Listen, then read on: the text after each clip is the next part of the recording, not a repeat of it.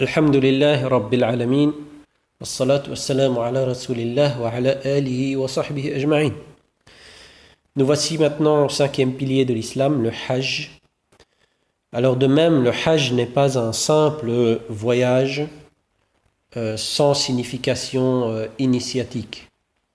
C'est un voyage qui nous rapproche d'Allah subhanahu wa ta'ala et qui doit nous servir bien évidemment à purifier notre âme, à l'élever et à l'éduquer.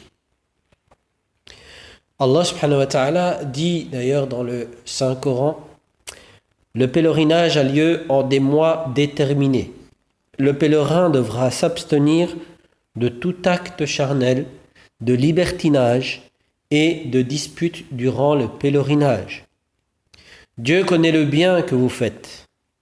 Emportez des provisions de voyage, mais vraiment, la meilleure provision de voyage est la crainte révérentielle d'Allah. Ô vous, les hommes doués d'intelligence, craignez-moi. Sourate la Vache, verset 197.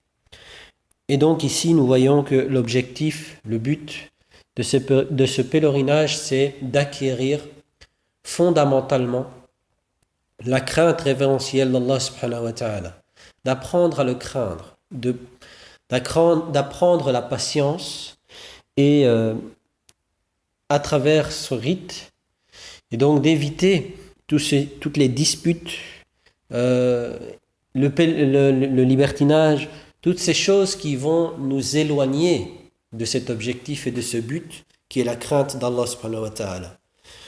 Nous voyons qu'Allah nous incite à emmener comme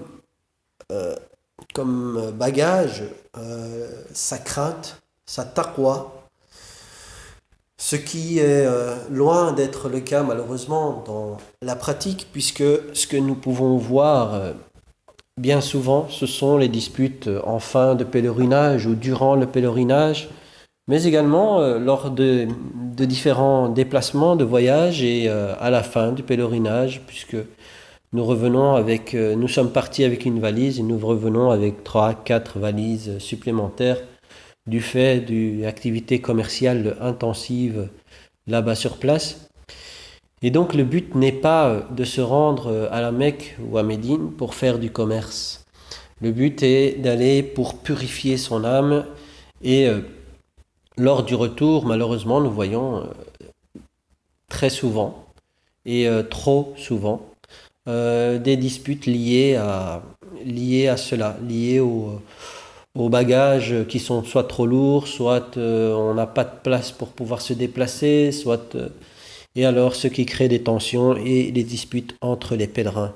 Subhanallah, ce qui est évidemment à bannir de nos pratiques.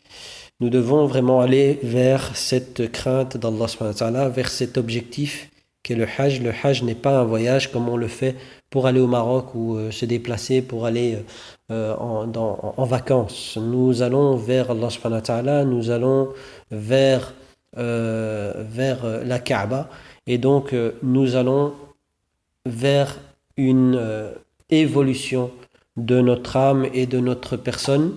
Nous devons l'éduquer, nous devons la mettre en situation avant même de partir.